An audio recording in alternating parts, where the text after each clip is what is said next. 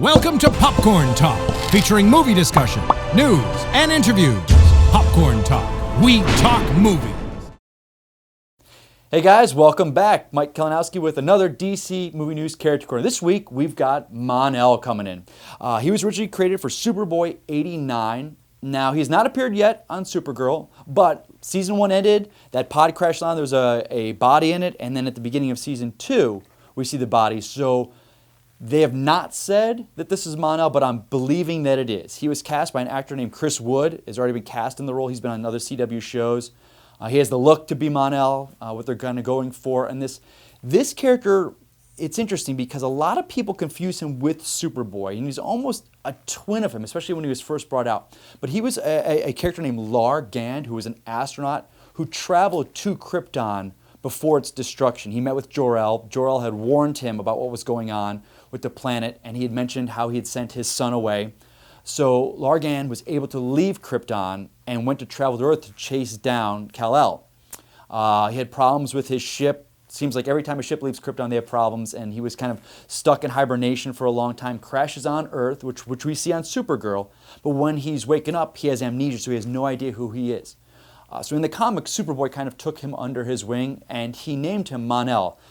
This is where it gets a little weird. He was found on a Monday, so they got the Mon from that, and then he gave him the name El, which was from the House of El. So that's how you get Mon-El from the comic. So they might do that in the comic or in Supergirl. I don't know. But it was kind of cool. So Superboy kind of took him under his wing. It explains kind of the blue and red costume.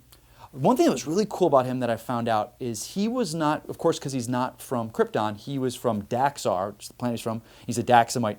They are how the Kryptonians are to kryptonite, they are to lead. So lead is his kind of weakness. He gets poisoned on Earth. Superboy puts him in a pod, it puts him inside of the Phantom Zone till they can find a cure for this.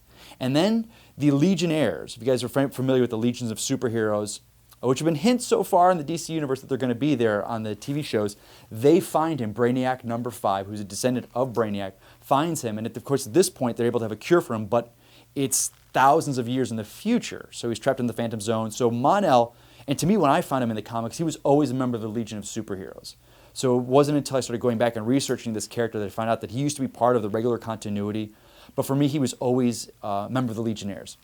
If you watch the TV show, the cartoon, Legion of Superheroes, he was on that. But on that show, the producers felt he was too similar to Superboy, so they kind of morphed Superboy and Mon-El into this kind of composite character. So it's very confusing. Their costumes are similar.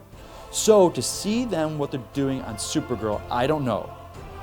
End of season 1, there was kind of this thought that this pod, people thought it was going to be Superman. I didn't think that was it because Superman's already established on the show. But now that they've got Superman in there and he's been so successful on the show, I don't know which way they're going to go with this. But it's going to be interesting to find out. Thanks again for watching, guys. Make sure you give us a thumbs up, leave a comment if you want, or you can reach out to me on Twitter at Mike Kalinowski.